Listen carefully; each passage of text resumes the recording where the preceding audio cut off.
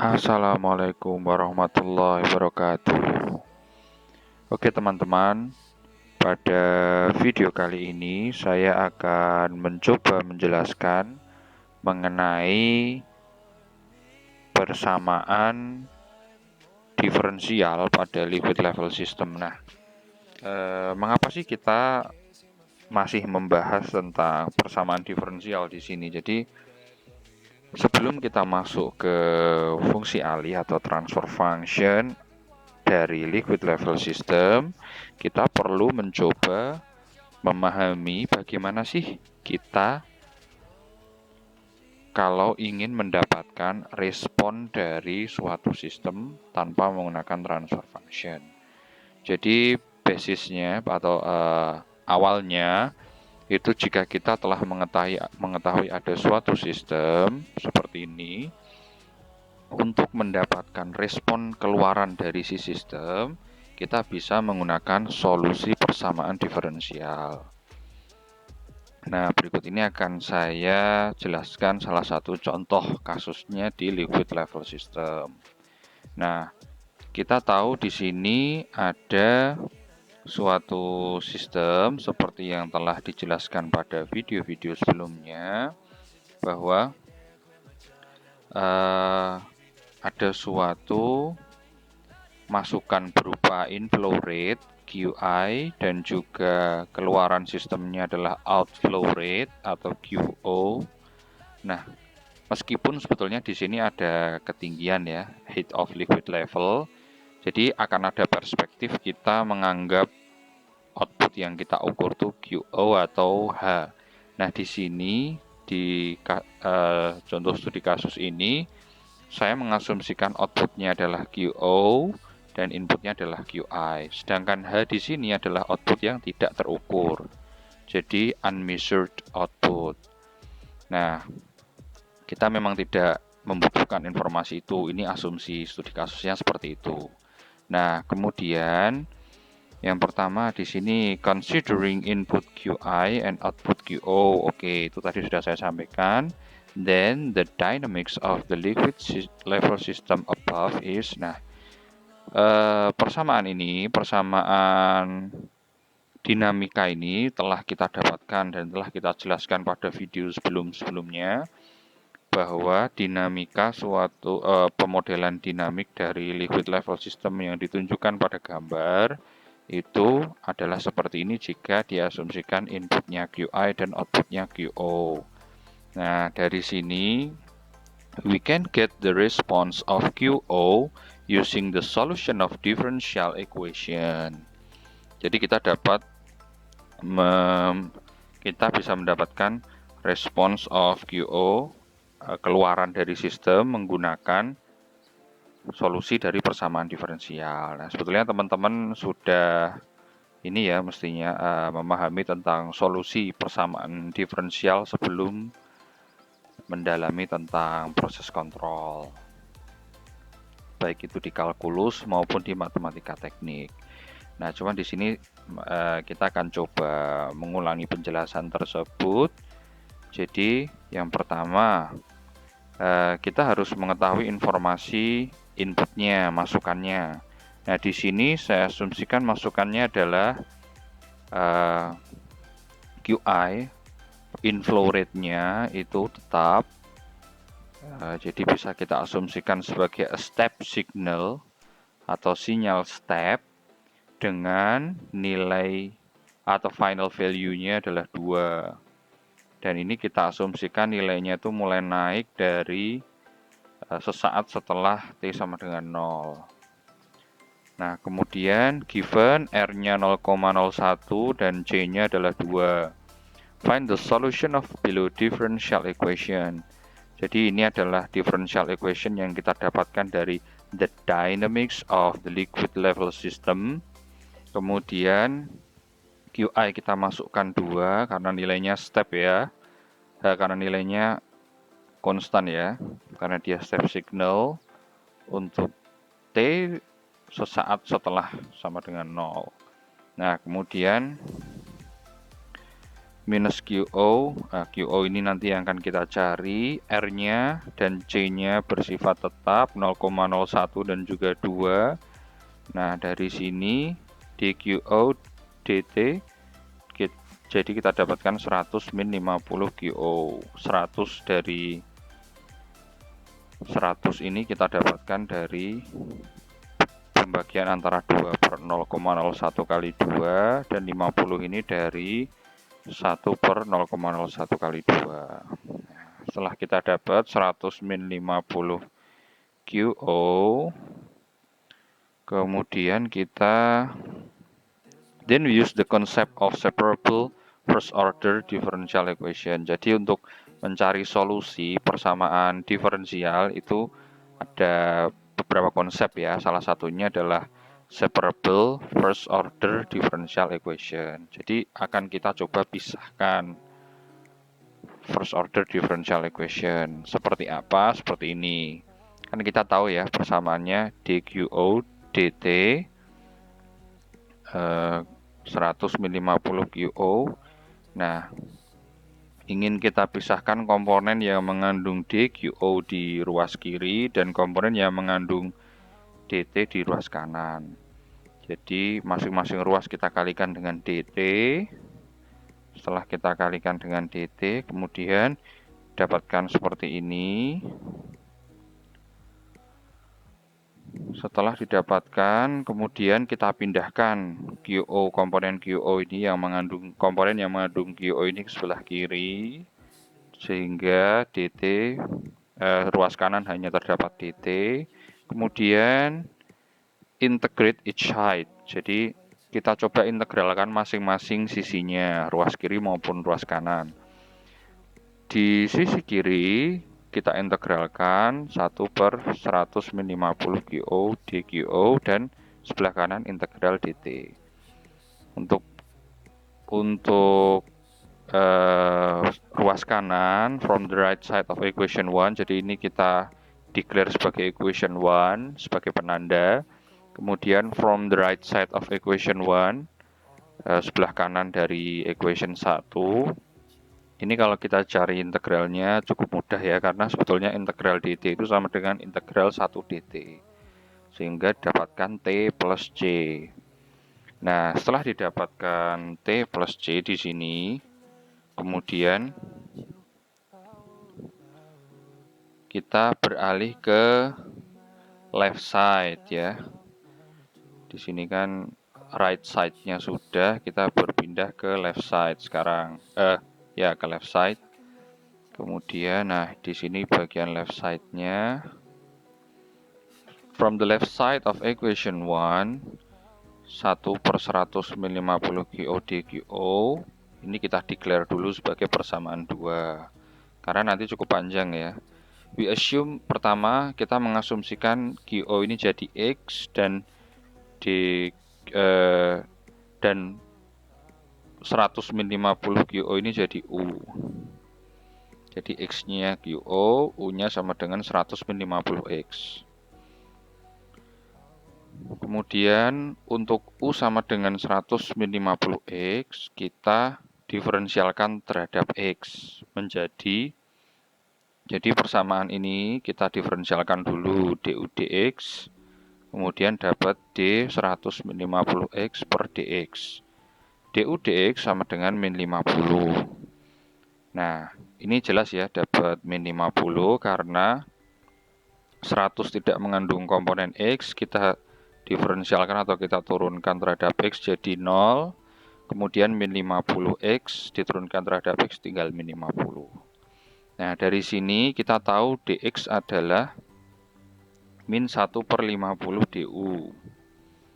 Nah, kita mesti mengingat bahwa dx ini adalah dqo. Jadi nanti dqo ini akan kita ganti min 150 du.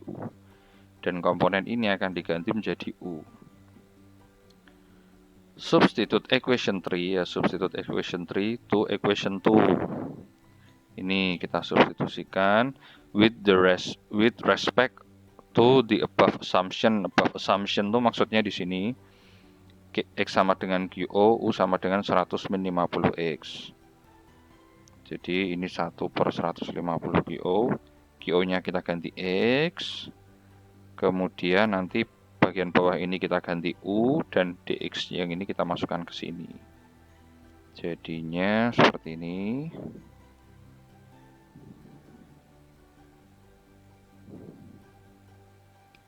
Nah, 1/100. Nah, ini jadinya, ini jadi U, kemudian DX jadi min 1/50 DU. Nah, setelah didapatkan,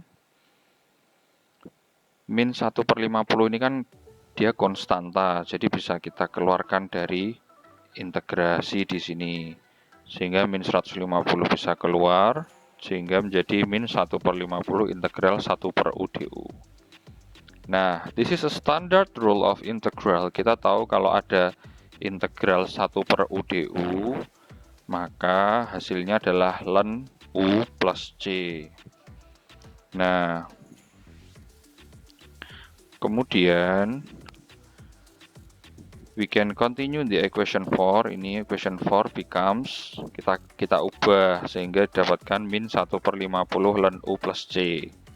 Nah, ini min 1/50 ln U plus C itu baru, ini ya, ini hasil integral ini masih mengandung U. Jadi U-nya nanti kita ubah ke dalam QO lagi, ke dalam X lagi. Nah, from the equation 5 yang terakhir tadi, we undo the substitution of U and X. Jadi U-nya kita kembalikan menjadi seperti ini, X-nya menjadi QO. Ln U min 1/50 ln 100 min 50 X plus C min ln 100 min 50 QO per 50 plus C. Nah, then we gather the right and left side of equation 1. Ini kan tadi left side, right side-nya adalah T plus C. Ini baru left side, dan right side-nya adalah T plus C dari integral dt ya tadi.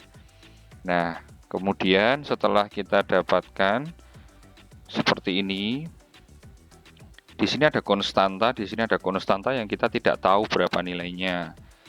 Konstanta di sini dan konstanta di sini kita sama-sama tidak tahu nilainya apakah sama atau berbeda, kita nggak tahu. Di sini coba kita gather the constant, jadi kita anggap menyatu saja semua konstantanya dengan nilai C di sini. Jadi setelah itu komponen 50 ini kita pindah ke ruas kanan. Jadi ini sekalian minusnya kita pindah ke ruas kanan menjadi minus 50T. Nah, di sini C itu mau kamu kalikan 50 atau berapapun kan sama saja. Kita masih belum tahu nilai C-nya berapa. Jadi tetap kita tuliskan C saja. Nah, cuman tandanya di sini kita ubah menjadi minus. Kalau tetap plus pun sebetulnya nggak apa-apa, cuma nanti ada sedikit perbedaan dalam proses perhitungan, namun hasilnya tetap sama. Nah, cuman di sini saya mengasumsikan minus C, jadi minus 50T min C. Dan ini yang perlu kita ingat, note that E ln X equal to X. Jadi kalau ada suatu bilangan E dipangkatkan ln X, maka hasilnya adalah X. Nah, kita coba dari persamaan ini tadi, dari persamaan ln 100 min 50 QO min 50 T min C, itu masing-masing kita jadikan sebagai pangkat dari E. E pangkat ln sekian sama dengan E pangkat min 50 T min C. Seperti yang disampaikan tadi, E ln X sama dengan E pangkat ln X sama dengan X, maka di sini E pangkat ln 100 min 50 QO menjadi 100 min 50 QO. Sama dengan E pangkat min 50T min C.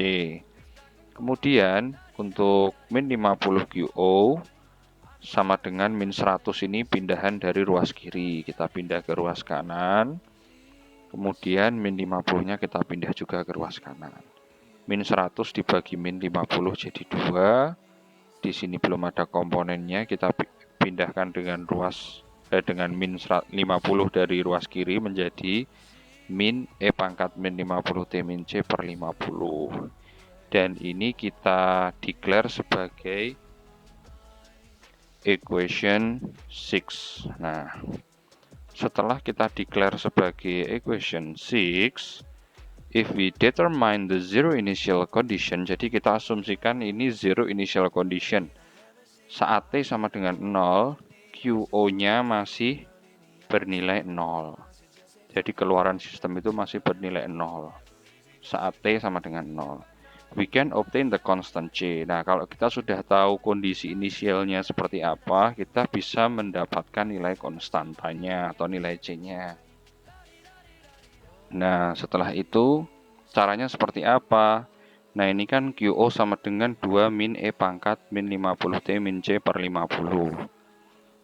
Kita isikan QO-nya adalah 0, jadi di sini 0, di sini 2 min E pangkat min 50 kali 0, karena T-nya sama dengan 0 atau initial condition, min C per 50. Kemudian setelah kita dapatkan nilai QO-nya, kemudian kita pindahkan angka 2 ini di ruas kiri sehingga didapatkan seperti ini. Minus 50 dikali 0 di situ 0 sehingga didapatkan E pangkat min C, 50-nya dipindah ke ruas kiri jadi 100 kali sama dengan E pangkat min C. Nah, kita tahu bahwa E pangkat A itu sama dengan B, itu sama dengan ln B sama dengan A. Jadi kalau kita mengetahui ada suatu persamaan seperti ini, maka ln B itu akan sama dengan A. Karena ln B itu sama dengan A, maka kita bisa mengubah persamaan ini menjadi ln 100 sama dengan min C. Sehingga kita dapatkan C itu adalah minus ln 100. Nah, berapakah ln 100? Ln 100 itu adalah 4,605. Setelah kita dapat nilai C-nya yaitu min 4,605, we substitute the value of C into the equation 6. QO sama dengan 2 min E pangkat min 50 T plus 4,605 dibagi 50. Nah, inilah persamaan yang kita dapatkan yang bisa kita gunakan untuk melihat respon keluaran dari sistem dengan asumsi 1. Tadi QI-nya atau masukan dari sistem adalah 2 meter kubik per sekon, dan itu adalah nilai yang tetap. Nah, kalau misalkan nilai QI-nya itu berubah, bukan 2, maka persamaannya akan berubah lagi. Nah, jadi di sini ya tadi QI-nya 2, C-nya diketahui. Kalau C dan R ini memang given. Nah, QI-nya ini, kalau misalkan kita merubah QI-nya, gimana kita mendapatkan respon keluaran dari sistem? Tentu akan sulit. Kita harus memulai dari awal. Nah, disinilah salah satu manfaat. Kita perlu memahami tentang transfer function representasi transfer function. Karena apa? Ini untuk sinyal yang nilainya 2. Kalau ternyata masukannya itu bukan 2 yang lain, kita akan perlu menghitung ulang. Kemudian kalau ternyata sinyal masukannya atau nilai masukan QI itu bukan step signal, bukan bernilai konstan, hanya di 2, tapi nilainya bisa berubah-ubah dan membentuk sinyal tertentu, maka kita memerlukan integral convolution. Nah, dan ini mungkin perhitungan akan menjadi lebih kompleks. Nah, karena perhitungan menjadi lebih kompleks, maka akan takes time. How if the system is more complex? Belum lagi kalau sistemnya ternyata tambah kompleks, ada banyak komponen yang ditambahkan. Nah, disitulah transfer function can be an option. Jadi, representasi dalam bentuk fungsi alih itu bisa menjadi opsi lain. Karena ketika sudah dalam bentuk fungsi alih, kita mau mensimulasikan model tersebut dengan masukan yang jenis masukan atau sinyal masukan yang berbeda-beda atau berubah-ubah, kita pun masih bisa. Nah, oke, jadi demikian sedikit penjelasan mengenai solusi persamaan diferensial dari liquid level system atau persamaan dinamik dari liquid level system yang bisa menunjukkan respons keluaran dari sistem. Oke, semoga penjelasan ini bisa memberikan manfaat. Terima kasih.